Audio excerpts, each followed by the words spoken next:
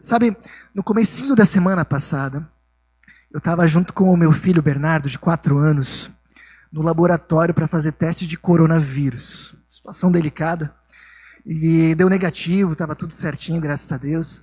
Mas quando a gente estava lá no laboratório, a gente estava conversando com a pessoa que ia fazer a coleta, aliás, uma amiga nossa, alguém que nos acompanha também. E eu perguntei para ela como é que ela estava, como é que estavam as coisas. E ela comentou algo bem interessante. Ela disse assim, olha, Jorge, a saúde está boa, o trabalho está bem, na verdade está tudo bem. Eu só não aguento mais esperar essa pandemia passar. A gente não sabe mais o que fazer, a gente já não sabe mais o que a gente fala para os nossos filhos. E quando ela falou isso, eu pensei, é exatamente isso que eu sinto. Assim, o trabalho está bem, a gente se adaptou, não foi fácil no começo, mas estamos aí. A saúde está bem, naquele momento a gente estava com um pouco de medo, mas logo a gente viu que não era nada demais. Está tudo certo, mas é tão difícil a gente esperar essa situação passar. A gente vive uma época que realmente ela nos desafia a esperar, talvez como nunca antes na nossa vida. E a gente tem aprendido nessa época como esperar é difícil, como esperar é desafiador. Às vezes a gente tem a ideia que esperar é fácil, né? Porque afinal de contas, a gente senta e espera e não faz nada. Muito bem, esperar deve ser fácil, mas não é. Sabe como é difícil esperar? Por exemplo, a pessoa que talvez nessa pandemia ou em uma outra situação perdeu o seu emprego e espalhou seu currículo por todos os lugares que podia e agora tem que esperar. Como é difícil. Sabe como é difícil esperar uma pessoa que de repente passa por um problema de saúde ou talvez que um ente querido passa por um problema de saúde e de repente o médico diz, olha, tudo o que a gente podia fazer foi feito, o que nos resta agora é esperar para ver como o corpo vai reagir. É difícil esperar, né? E nessas e em muitas outras situações, esperar é sempre desafiador e além disso, esperar não é algo natural, não é algo que a gente nasce sabendo. Até hoje eu nunca vi uma criança que acorda com fome de madrugada e aí ela pensa assim, não, eu acho que eu estou com fome, mas está de noite, minha mãe está cansada, eu vou esperar um pouquinho até de manhã para mim chorar. Não, ninguém nasce sabendo esperar. Esperar é algo difícil que a gente precisa aprender ainda mais na época que a gente vive. Bom, depois que eu converti essa conversa, quando eu cheguei em casa do laboratório, eu fui no meu quarto, eu peguei a minha Bíblia, eu comecei a ler ela, do começo ao fim, folheando de um lado para o outro, e eu comecei a perceber o tanto que a Bíblia fala de espera, e eu nunca tinha percebido o quanto esse assunto aparece de novo na Bíblia, o quanto a sabedoria bíblica traz diversos princípios para que a gente aprenda a esperar. E não só princípios, eu acho tão interessante, a Bíblia dá inúmeros exemplos de pessoas que tiveram que esperar, e eu arriscaria dizer que praticamente na Bíblia, quase todas as pessoas que buscaram viver com Deus tiveram que passar por algum momento de espera, o que me leva também a pensar que possivelmente a espera é um ambiente que faz com que a nossa fé de alguma maneira se desenvolva e floresça. Bom, quando eu percebi a riqueza de princípios e exemplos para nós aprendermos a esperar que a Bíblia traz, nós começamos, Tiago e eu, a montarmos essa temática desse mês. E o primeiro princípio que eu queria trazer para vocês nessa noite é o princípio da confiança. E nós vamos pegar ele através do exemplo de um homem chamado José, que inclusive é alguém que nós estamos conversando bastante nos pequenos grupos. Mas se você está num pequeno grupo, não desliga, não se preocupa, vai ser um enfoque completamente diferente. O pai de José se chamava Israel. E o Israel tinha 4 esposas, na época era possível. E ele começou a ter filhos com as esposas dele, só que interessante que havia uma esposa que ele mais amava. Essa esposa se chamava Raquel.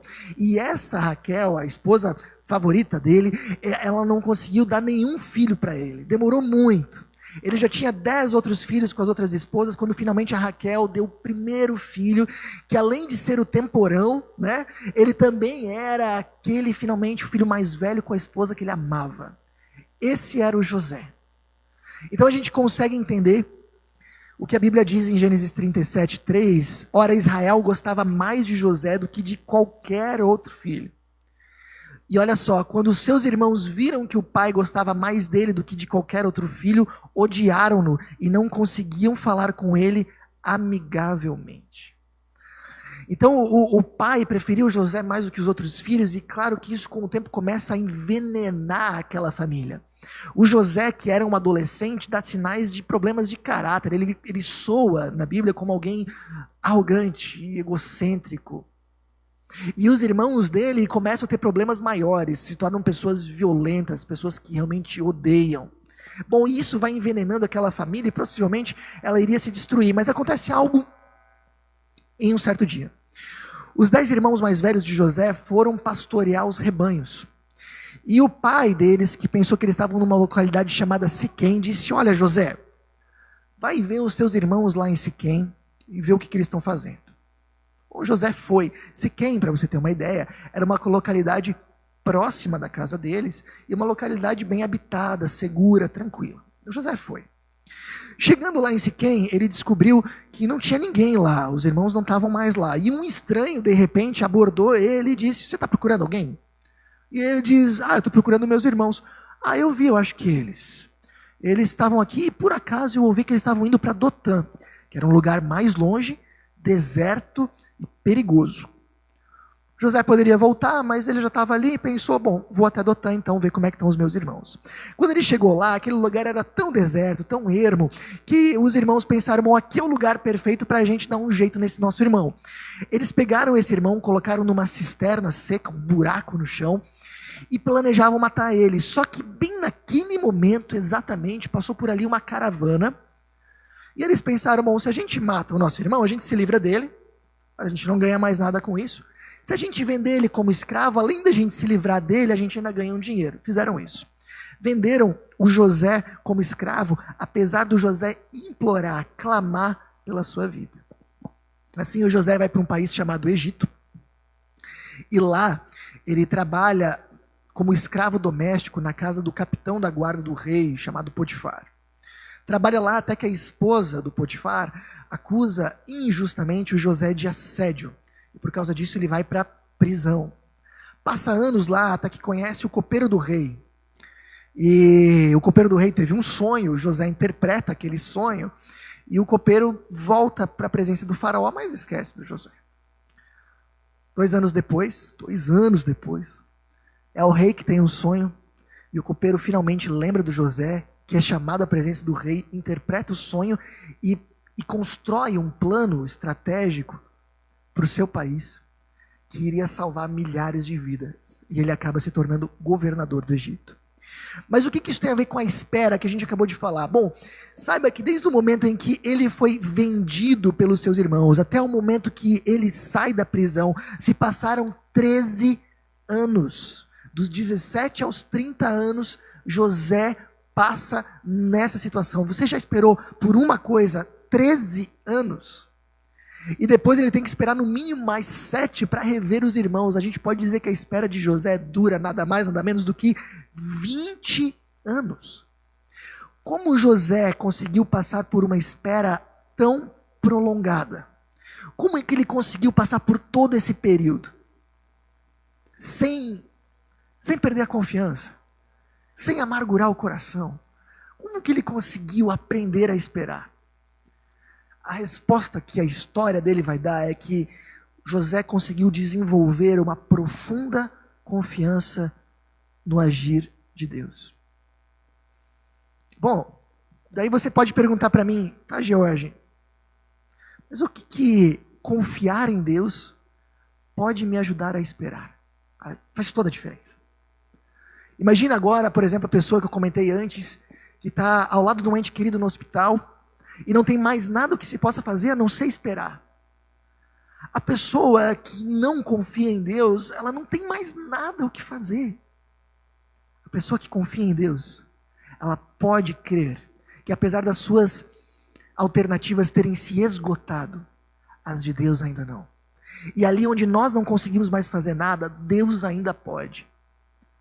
A pessoa que de repente passou por um problema na sua vida, como a perda do emprego e não tem mais nada o que fazer, aquela que confia em Deus pode lembrar: não, mas espera aí, eu não tenho mais o que fazer, mas eu confio que Deus está agindo de alguma forma.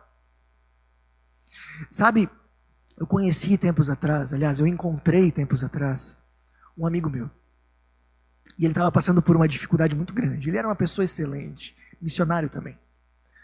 O filho desse meu amigo tinha saído de casa. Ele ainda não era maior de idade, mas estava muito rebelde, queria emancipação, saiu de casa, rejeitou o pai e a mãe, foi uma situação terrível. E aí eu perguntei para ele, tá, e agora o que você vai fazer? E ele disse, eu vou esperar ele voltar. E quando ele falou, eu vou esperar ele voltar, ele não estava falando simplesmente sentar num sofá e cruzar os braços. Ele estava falando que ele iria confiar, que apesar daquele filho não estar mais perto dele, sob a influência dele, esse filho não tinha saído da influência de Deus, e que esse Deus continuaria agindo e cuidando. Percebe? Eu diria para vocês com profunda segurança, que as pessoas na Bíblia que realmente aprenderam a esperar, foram pessoas que aprenderam a confiar em Deus, e foi exatamente isso que fez com que elas conseguissem passar por períodos tão prolongados de espera. Bom, daí talvez você pense assim, tá, Jorge, então a gente precisa confiar no agir de Deus. Mas onde é que Deus agiu ali na história do José? Parece que Deus ficou 13 anos sem fazer nada, absolutamente nada, porque a história de José foi de mal a pior. Mas sabe o que é interessante? Que o texto de Gênesis, ele sempre de novo repete, mas o Senhor estava com José. Mas o Senhor estava com José. E a gente percebe isso durante toda a história.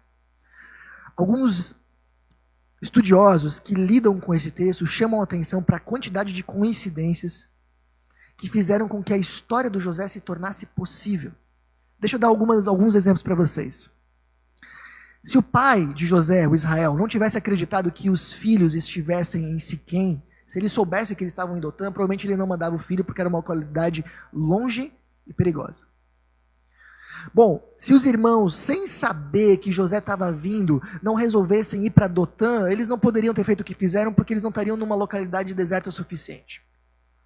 Bom, se aquele desconhecido que por acaso ouviu a conversa dos irmãos e que foi solícito e simpático a ponto de começar a conversa com José, não tivesse ouvido ou não tivesse falado nada, nada teria acontecido também. Uma caravana precisou passar exatamente naquele momento, senão a gente não sabe o que teria acontecido com José. O Rúben, que era o único irmão de todos, que defendia o José, bem na hora que a caravana passou, não estava ali por algum motivo. O José foi vendido para um funcionário do rei, e se ele não tivesse sido, se não fosse dessa forma, ele não teria sido preso exatamente na prisão que ele precisou ser para conhecer o copeiro. Se José não tivesse sido acusado injustamente, se o carcereiro não fosse simpático a ele, se não tivessem sonhos para interpretar, se qualquer detalhe desse não acontecesse, isso faria com que a família do José provavelmente tivesse se autodestruído, porque esse é o caminho que eles estavam seguindo. Possivelmente teria feito com que ou o José tivesse um triste fim esquecido em algum lugar do Egito, e ainda teria feito com que milhares de pessoas morreriam de fome. Deus estava agindo e respondendo às orações do José o tempo inteiro, só não da hora e da maneira como ele esperava. Por isso, a primeira coisa que eu queria deixar hoje para vocês é: entenda que Deus permanece agindo, mesmo que muitas vezes não conseguimos entender ou perceber. Sabe, isso que às vezes a gente erra na nossa vida com Deus. A gente pensa que a gente tem que entender Deus, que a gente tem que entender o porquê que Ele faz cada coisa. Mas agora, pensa comigo aqui um pouquinho. Só imagina aqui comigo um pouco. Muitos de vocês que estão aqui tiveram filhos, vocês que estão nos assistindo, imagina quando seus filhos tinham 2, 3 anos. Eles entendiam tudo o que vocês faziam? Certamente que não. Eles não entendiam porque vocês educavam eles, porque vocês às vezes diziam não. Eles não entendiam boa parte daquilo que você fazia. Eu lembro que quando os meus filhos eram menores, eu tentei explicar para eles o que era a internet e eu não tive sucesso, eles não conseguiram entender.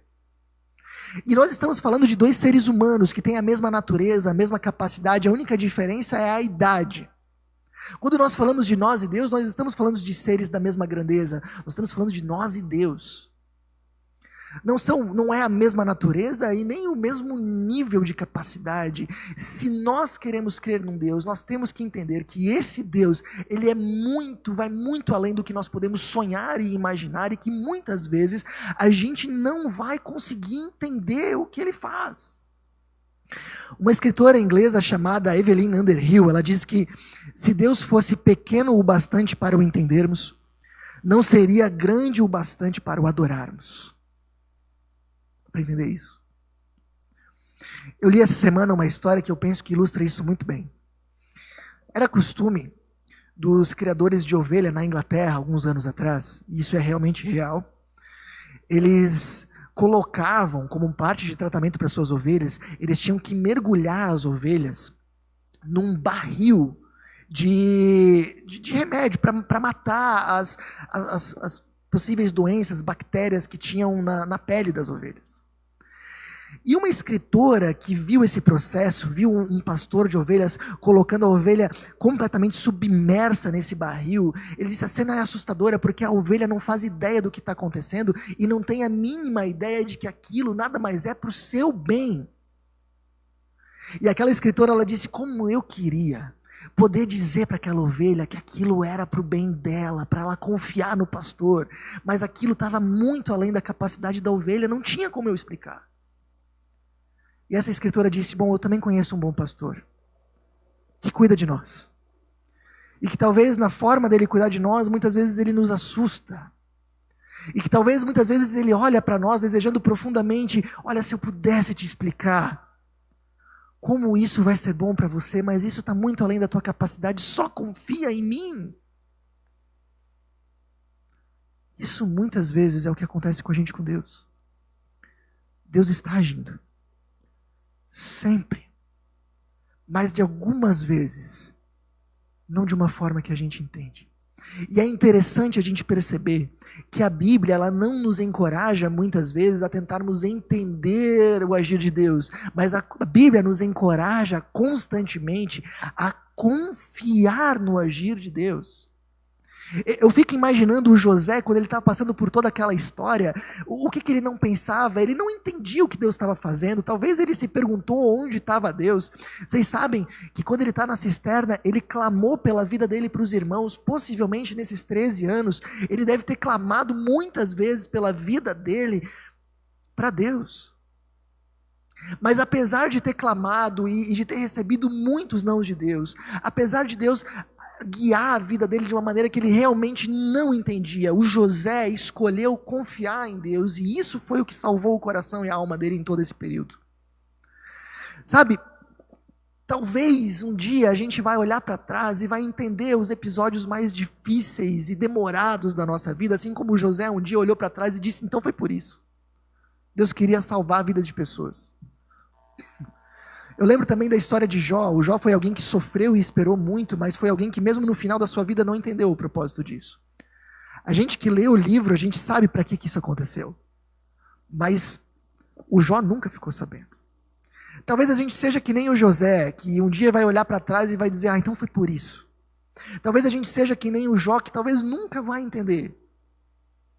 Talvez a gente vai ficar nesse meio termo, entender algumas coisas e outras não. Mas nós sempre podemos decidir confiar em Deus. Sabe, tem um paralelo que eu acho muito interessante. Naquela mesma localidade, em Dotã, no mesmo lugar em que os irmãos prenderam José, séculos mais tarde, estava ali um profeta chamado Eliseu e o seu discípulo. Naquela situação, agora, Dotã não era mais um campo deserto, já era uma cidade, e ela estava cercada por um exército, e o discípulo do profeta Eliseu estava morrendo de medo.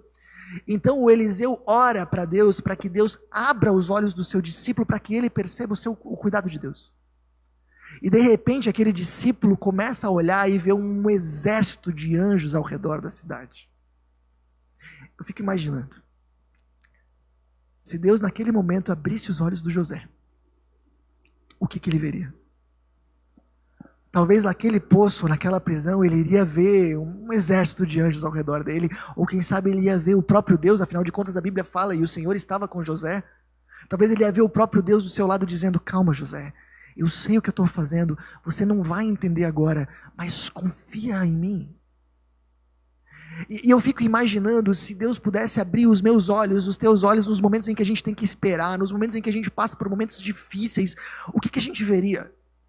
Será que a gente também não veria um exército de anjos ao nosso redor? Ou será que a gente não veria um Deus do nosso lado? Porque, afinal de contas, o Senhor também está com a gente. Um Deus do nosso lado dizendo: calma, eu estou guiando a tua vida. Só confia em mim. Eu estou agindo. Talvez você não pode fazer mais nada, mas eu ainda posso. E eu estou conduzindo a tua vida. Sabe, é interessante a gente pensar que se Deus tivesse atendido a oração do José para ele sair do poço, ou para ele sair da prisão, nada dessa história maravilhosa teria ocorrido. Precisou ser assim, e Deus estava guiando o tempo todo. O pastor chamado Timothy Keller fala: Deus não nos dá exatamente o que pedimos, Ele nos dá o que pediríamos se soubéssemos o que Ele sabe. Essa frase me impactou muito essa semana, eu queria repetir ela. Deus não nos dá exatamente o que pedimos, Ele nos dá o que pediríamos se soubéssemos o que Ele sabe. Bom, pessoal, o José tem uma profunda convicção de que Deus estava guiando e guiou a sua história. Em Gênesis 45, 8, a gente encontra o seguinte: assim, não foram vocês que me mandaram para cá, mas sim o próprio Deus. Ele me tornou ministro do faraó e me fez administrador de todo o palácio e governador de todo o Egito. Olha só que interessante, ele está dizendo: não foram vocês, meus irmãos, que guiaram a minha história, não foi o Potifar que me jogou na prisão, não foi o carcereiro, nem mesmo o faraó. Quem guia a minha história é o próprio Deus. Logo depois ele diz o seguinte: vocês planejaram o mal contra mim, mas Deus o tornou em bem, para que hoje fosse preservada a vida de muitos. E isso é interessante, a Bíblia não está dizendo que os irmãos de José não tiveram escolha e fizeram o que fizeram simplesmente porque eles tinham que fazer. Não, eles tiveram escolha e fizeram algo horrível. Mas mesmo assim, a mão de Deus sobre o José era mais forte. A soberania de Deus na nossa vida não significa que coisas ruins não vão acontecer, mas a soberania de Deus na nossa vida se mostra quando as coisas ruins não têm a última palavra. Porque nas mãos de Deus, até o que é mal é transformado em bem. E agora? Qual é a sua decisão? Você vai decidir confiar nesse Deus, mesmo não entendendo Ele? Se você ainda está em dúvida, eu vou te dizer o que tem me motivado a confiar sempre nesse Deus. Séculos mais tarde, depois do José, um homem também foi vendido. Não pelos seus irmãos, mas foi vendido por 30 moedas de prata por um amigo muito próximo, um seguidor seu. Esse mesmo homem, chamado Jesus, sofreu com a violência e a injustiça, assim como José. Também foi preso, como José. Também pediu para que Deus o livrasse, mas escolheu confiar totalmente no agir e no amor de Deus. Jesus estava um dia num jardim chamado Getsêmani e ele pediu: Deus, se possível, afasta de mim esse cálice, mas contudo não seja a minha como eu quero, mas como tu queres.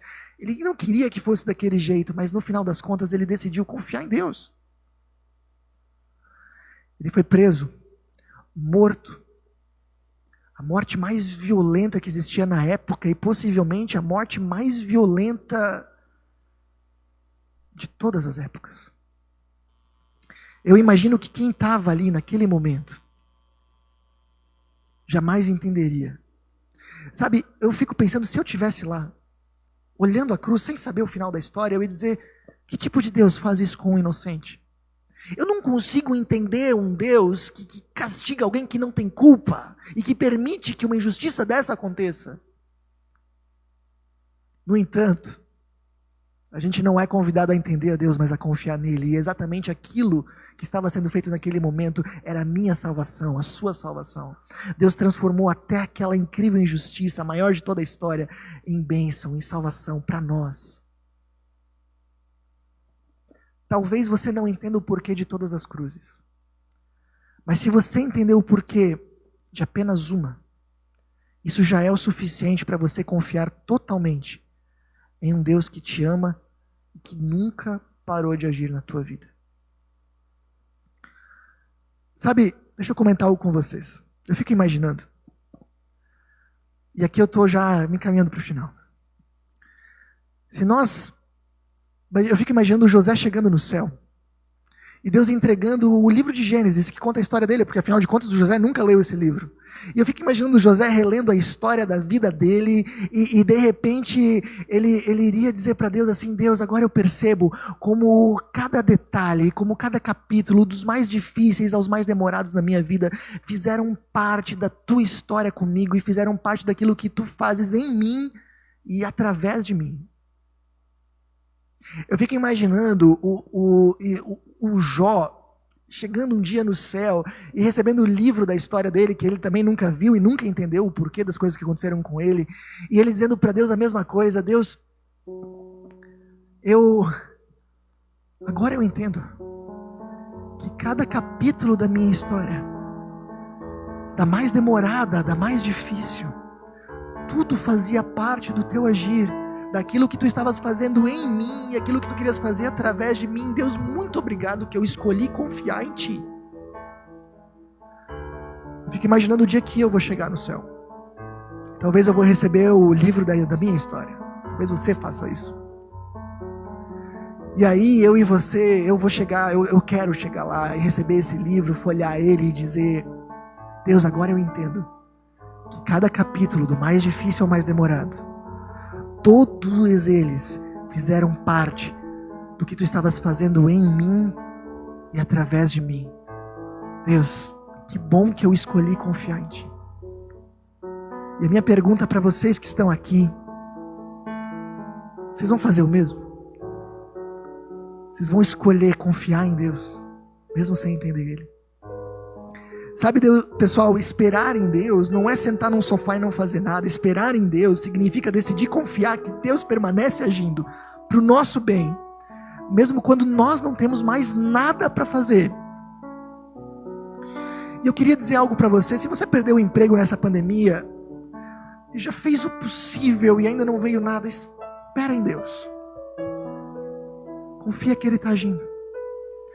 Se você está passando por um problema de saúde, ou se alguém da sua família está passando por um problema de saúde, você já fez todo o possível. Talvez o médico disse: agora só falta a gente esperar para ver como vai reagir. Confia em Deus. Se um filho se afastou, se você está passando por um problema muito grande na sua família, decida confiar em Deus. Eu não sei qual é a tua espera. Eu não sei qual será a tua espera. Confie em Deus. E mesmo agora, na nossa espera de pandemia que todo mundo passa, confiem que Deus está agindo no mundo, em nós e através de nós. Decida confiar em Deus.